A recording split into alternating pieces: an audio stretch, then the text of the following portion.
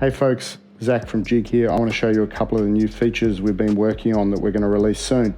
The first one is image tracking.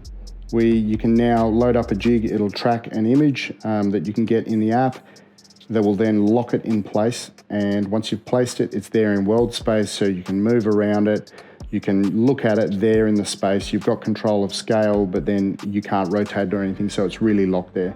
This is ideal for trade shows, for doing presentations where you really want to control how people interact with that. What it also enables is in-person multiplayer. So I can bring Sam into this, we're both sharing the same space, same context. I can hand an object to him that he can then manipulate and pass back to me. We can start interacting with the same information, and we can then do markup, and we can point out the different things that are important.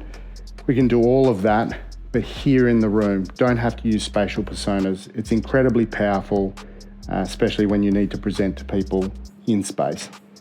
Another thing that this allows for is positioning your jig on a vertical surface instead of just horizontal.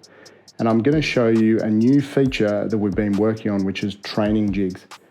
So I'm going to go through the process here for this wall conditioning, this air conditioning jig. Here you can see I can go through these steps. Now I have to put it in the right place to go through that step.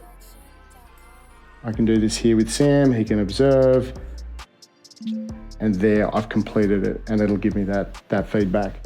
So this is one of the other features that enables. We're really excited to get these features to you. Thanks for watching.